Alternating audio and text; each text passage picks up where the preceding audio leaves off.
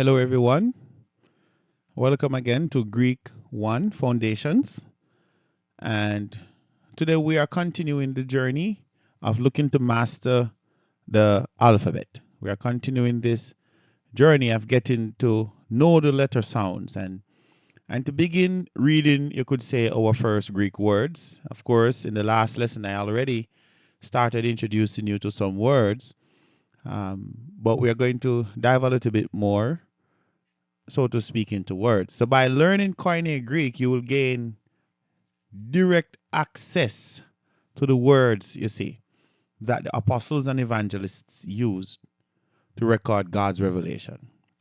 So this is huge. This is formative. This is foundational if you want to really get deeper into the things of God. So we will, as I said, continue to learn the alphabet, the 24 letters of the alphabet. I encourage you not to be intimidated. We will just be drilling these over and over and over again. And it is possible. You can do well. You can read the Bible in its original language and understand what you're reading and use it for the honor and glory of God. I really believe that with all my heart. So let's go through the alphabet again, right? So the first letter, we want to start right here. The first letter is alpha. Alpha, and there you have the common letter and you have the capital letter, okay? Alpha. Then you have epsilon, right? Epsilon. Then iota, and feel free to repeat after me. Feel free to, just as I say it, you say it, okay? Iota. Then you have, I'm,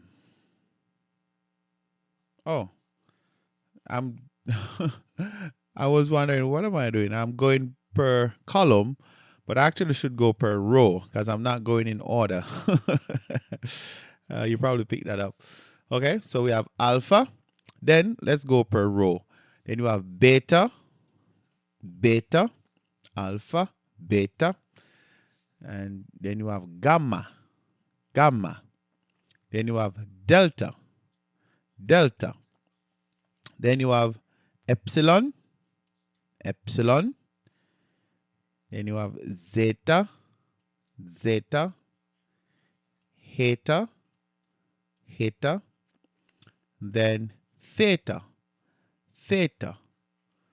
Then iota, iota. Then kappa, kappa. Then lambda, lambda. And then mu, mu, nu, nu, xi, xi. And then omicron, omicron. And then pi or p, that's fine. Let's just say p. For you math professionals out there, you probably know the pi, but let's say p, p. Then rho, rho. Well, that's our R, even though it looks like a P. That's our rho. Then sigma, sigma. It's a very popular letter, sigma.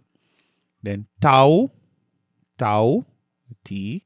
Then upsilon, upsilon. Then phi, phi. Then chi, chi. Then psi, psi. Not psi or psi, but psi. Then omega, omega. Yay! There you go. If you repeated it after me, you have officially repeated the 24 letters of the alphabet. Okay? You have officially done so. Now, as we are going through, you probably notice a few things, and we're going to come to them a little bit in detail. But for instance, on the sigma, you probably notice that, hey, guess what? This one right here, probably notice that you see the sigma twice, right? You probably notice that you have the sigma, that's the final sigma, and then you have the sigma, that's a part of the word. So we're going to talk about all these little nuances. But most importantly, hey, guess what? You have been introduced to the 24 letters of the alphabet. So let's go through them again. I'm just going to go a little quicker. So we have alpha, beta, gamma, delta, epsilon, zeta, eta, theta, iota, kappa, lambda, mu, nu, xi, omicron, pi, rho, sigma, tau, upsilon, phi, chi, psi, omega. Okay, there you go. That's your 24 letters of the alphabet. Now, there is something called false friends, letters that can trick you, right? You got to watch your back with these letters. But these are letters that can trick you. But notice here, look at the letter P. We are used to P in English, but the P, look at the letter Rho. This is a R. Look how similar they look. You know, we talked a little bit about that in the last slide. Then look at the Nu, right? That's an N, but hey, look like a V. It's not a V though. It's an N. That's a Nu. But look at the Eta. Right? The eta looks like an N, but it's a long E vowel. That's an eta, right? And then look at the key. It looks like an X, but it's not an X. It's a key, aspirated K, closer to a K, believe it or not. Then look at the upsilon, right? It looks like the upsilon looks like a U, but it is not a. It's not really a U. It's a upsilon. That's the name of a letter. You know, more like the French upsilon with the two dots over it. So we're going to come to those dots, hopefully. If not in this course, I might introduce you to it in somewhere else. Maybe. I don't like to make promises that I can't keep, okay? So these are the false friends. Friends that look alike, but they can trick you. So these are just some things that you have to keep in mind when you are looking at the letters, all right? Now, let's look at your first Greek word. Okay, your first Greek word is going to be the word for God. So let's do what is known as transliteration, right? So we have the TH for the theta, then we have the epsilon, then we have the omicron, and then we have the sigma. So there is a full video where I just teach on the alphabet alone, and you can go ahead and watch that video. That video is going to help you a lot. And I think you should probably watch that video before you even proceed, so that you can at least start to see what's going on. So especially where the transliteration is concerned. So here, the theta is TH, that's the transliteration. The epsilon is E, the omicron is O, and the sigma is S. So THEOS, that's theos. Repeat after me. THEOS, that's theos, and believe it or not, that's the word for God. So you have been formally introduced to your first Greek word. Okay? Now, let's look at John 1 and verse 1. Right? So here you're looking at the opening clause of the Gospel of John, and it's just amazing. Already you are looking at the text, okay? So one of the most profound statements in all of Scripture, I'm going to just read it for you, and then we are going to go through it. So it says, NRK in ho logos, right? NRK in ho logos. What we can do with this, it's amazing. It says, in the beginning was the Word. In the beginning was the Word. So even though you have only just learned the alphabet, you can already begin to sound out these words. So en here is a preposition. So we know this is the capital epsilon, right? The capital E. So then we know the N, that's the one that look like a V. Sorry, but it's a nu. So en, the English, is a preposition. It means N. And then we have the alpha, the rho, the key, and the eta. So this is the word RK, right? Which means the beginning.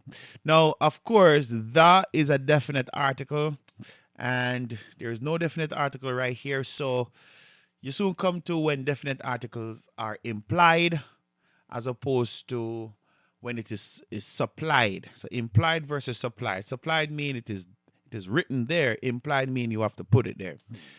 So anyhow, in the beginning, in you have the eta and the nu. That's the word was. That's a past tense. Word was express. You could say expressing continuous existence in the past. And then you have a definite article now, ho, which means the, and then you have logos. Logos means word. Of course, but the word logos carries a far richer meaning in Greek.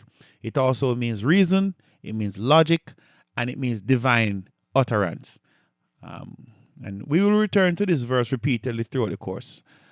So as your understanding deepens, then you're going to learn more and more and more. But for now, I want you to practice repeating or saying these words. NRK, in, ho, logos. Let me go a little slower. N, RK, in, ho, logos.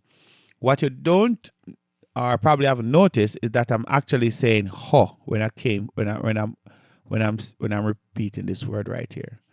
This word right here, I'm saying ho with a H-O because there is what is known as a rough breathing mark over it. But in time, we will come to that, all right? So you have now been introduced to all 24 letters of the Greek alphabet. You know their names, their sounds, and you can identify both uppercase and lowercase forms from the earlier slide that I showed you. We have identified the false friends, letters that look like English letters but represent different sounds. We broke down our first Greek word, which is theos, letter by letter, and we read the opening clause of John 1 and verse 1. Hey, you are doing really well. For a first year, by your second lesson, to be at this stage, you are doing really, really well. And I want you to, should I say, pat yourself on the shoulder? I don't know. Anyway, for your homework, practice writing. Continue to practice writing each letter at least 10 times. Okay?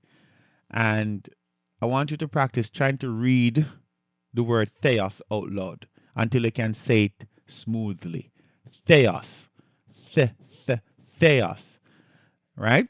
So in our next lesson, we will examine vowels, consonants, and diphthongs. Diphthongs. I'm going to look at those in detail. All right? See you in the next lesson.